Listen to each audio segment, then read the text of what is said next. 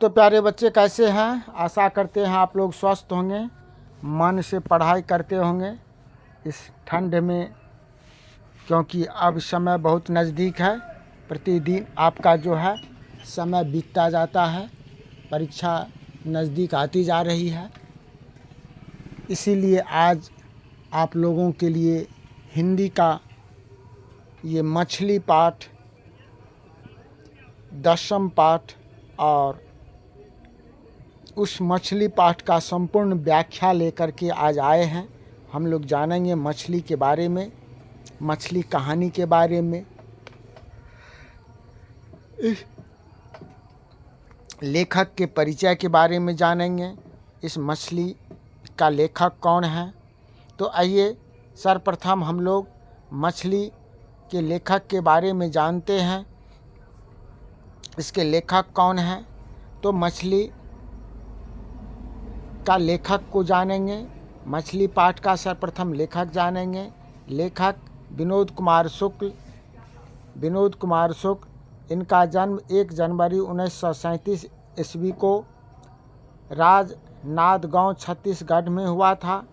इन्होंने शिक्षा समाप्ति के बाद पेशा के रूप में प्राध्यापन को अपनाया और ये इंदिरा गांधी कृषि विश्वविद्यालय में एसोसिएट प्रोफेसर के रूप में काम किए और 1990 ईस्वी में साहित्य अकादमी पुरस्कार से इन्हें सम्मानित किया गया।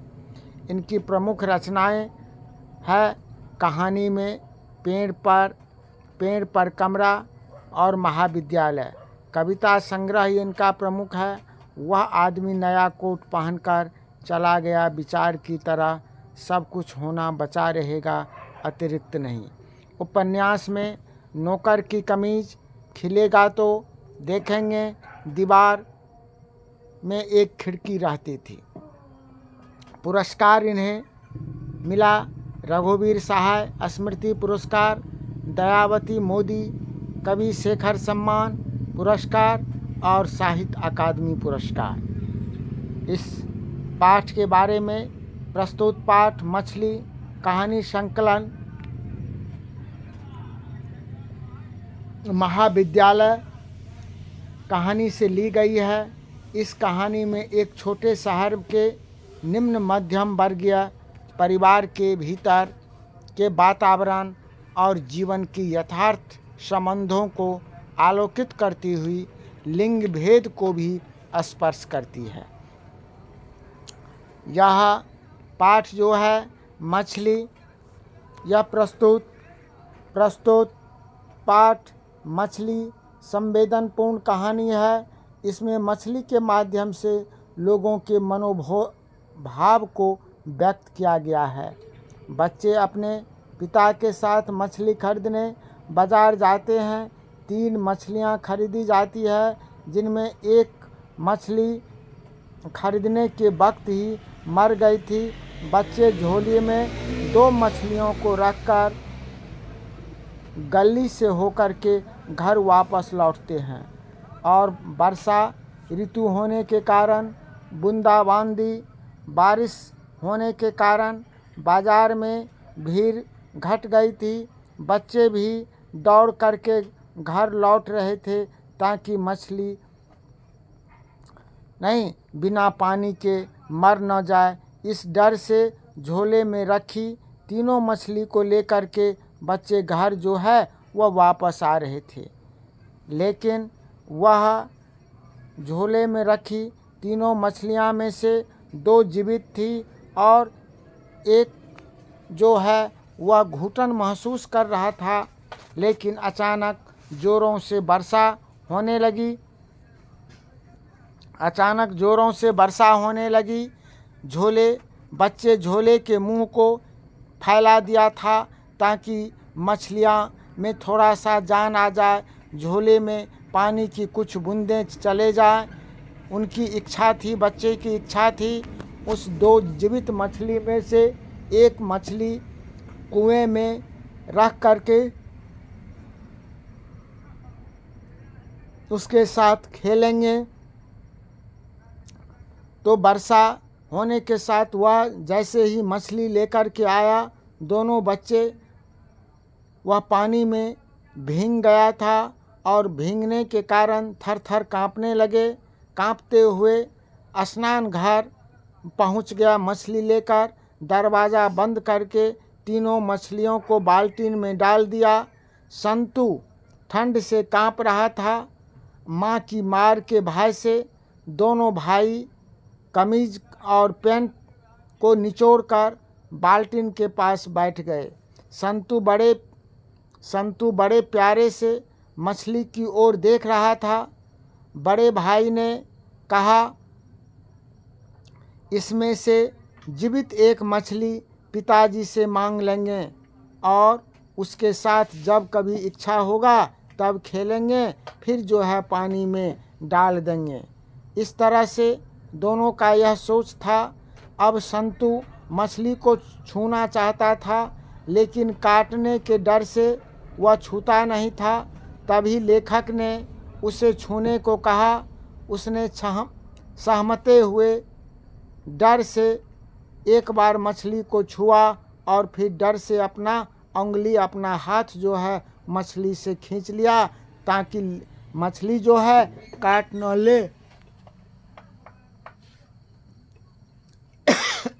ये डर संतू को समा रहा था।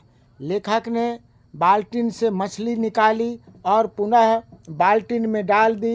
इसी क्रम में मछली उछली तो मछली के पानी के छींटे पड़ गए। संतू चौंक कर पीछे हट गया। लेखक मछली की आंखों में अपना छाया देखना चाहता था, क्योंकि दीदी बताई थी जो जिंदा मछली के आंखों में, जो मछली जिंदा रहता है उसको उसकी आंखों में झांकने से परछाई दिखाई पड़ता है। तो यह जानने के लिए कि मछली जिंदा है या मरा हुआ है, इसीलिए आँखों में परछाई देखने लगा। लेकिन आँखों में झांकने से अपनी परछाई नहीं दिखी, इसलिए पहले संतू को झांकने के लिए कहा, लेकिन उससे कोई जवाब नहीं मिला। तो लेखक खुद मछली की आँखों में अपना चेहरा समीप ला करके देखा, तो आँखों में धुंधली सी परछाई दिखी। लेकिन ये परछाई थी कि मछली के आँखों का रंग था, यह समझ में नहीं आया कि यह परछाई लेखक का था या मछली के आँखों के रंग का था।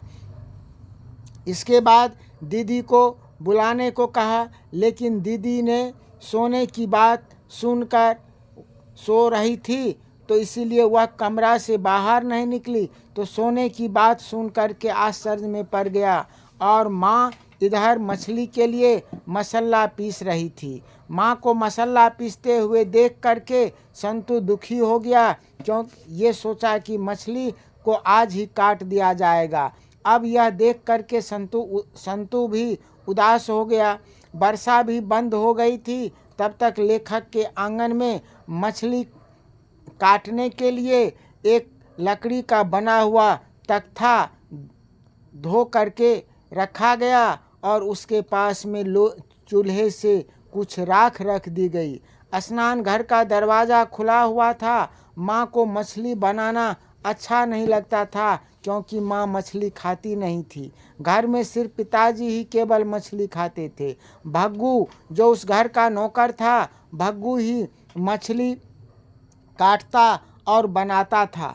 स्नान घर से भग्गू का मछली लाते देख करके लेखक के मन में उदासी छा गई, क्योंकि कुएं में मछली पालने का उत्साह जो है वह समाप्त हो गया। और दीदी ने दोनों भाइयों को कपड़े पहनाए, बाल संवार दिए, ताकि जो है ठंड से बच जाए।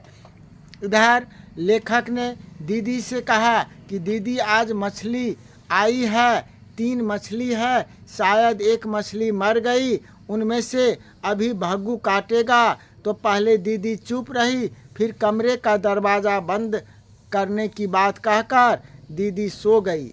भग्गू ने इधर मछली के पूरे शरीर पर राख मल करके फिर उसके गर्दन को काट दिया। तभी संतू जाता है वहाँ पर और उसमें से एक मछली लेकर के वह भाग जाता है। अब भग्गू भी संतू के पीछे पीछे दौड़ने लगता है मछली लेने के लिए। भग्गू भी आगे भागता है, पीछे पीछे जाता है संतू के पीछे। उसे डर था भग्गू को जो संतू कहीं मछली कुएं में न डाल दे। अब इधर पिताजी की डांट से भी परेशान था और संतू भाग रहा है पीछे पीछे। भग्गू भी जा रहा है मछली छीनने के लिए। एक तरफ घर के अंदर पिताजी जोर जोर से चिल्ला रहा था, दूसरी ओर दीदियाँ की सिसकियाँ जो वह बढ़ गई थी, क्योंकि पिताजी की दहाड़ मार करके नहीं, उससे दहाड़ जोर से चिल्ला करके दीदी को भी डांटी और भग्गू को जोर से कहा, अगर वह नहान घर में घुसे, घर के अंदर घुसे तो साले का हाथ पैर तोड़ करके बाहर फेंक देना, बाद में जो होगा सो देखा जाएगा। इस तरह से भग्गू चुपचाप सिर हिला करके चला गया। संतू डर से सहमा हुआ था और उसके कपड़े कीचड़ में गंदे हो गए थे। वे स्नान घर में नहीं, पूरे घर में मछली जो बन रही थी, मछली की गंध थी। इस तरह से इस कविता के माध्यम से, इस कहानी के माध्यम से ये कहानीकार यहाँ पर बताना चाहते हैं, ये मछली कहानी के माध्यम से कहानीकार जो है यहाँ पर ये बताना चाहते हैं कि इस कहानी के माध्यम से कहानीकार यहाँ पर विनोद कुमार शुक्ल ये बताना चाहते हैं कि एक किशोर की जीवनी के दिनों में ये संधिकालीन स्मृति का चित्रण हुआ है। और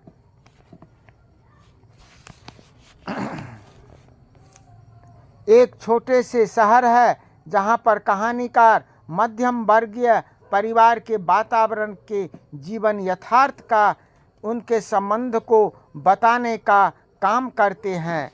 इस तरह से यह कहानी जो है एक हमें यह शिक्षा देती है, इस कहानी के माध्यम से हमें यह देती है कि बच्चे किस तरह से, बच्चे का मनोभाव कैसा होता है, उसका स्वभाव कैसा होता है। तो आपने अभी ये मछली कहानी को पढ़ा, समझा है। हम आशा करते हैं आप लोग अच्छे ढंग से इस कहानी को समझ गए होंगे। अगले क्लास में इस मछली कहानी से संबंधित जो सब्जेक्टिव क्वेश्चन होगा उसको देखेंगे। तब तक के लिए आप सबों को बहुत बहुत धन्यवाद हैं। जो अभी तक इस चैनल को, कृष्णा ट्यूशन यूट्यूब चैनल को सब्सक्राइब नहीं किए हैं, उसको सब्सक्राइब कर लीजिएगा और इस क्लास को अधिक से अधिक शेयर और लाइक कीजिएगा। इसी के साथ आप सबों को बहुत बहुत धन्यवाद। जय हिंद।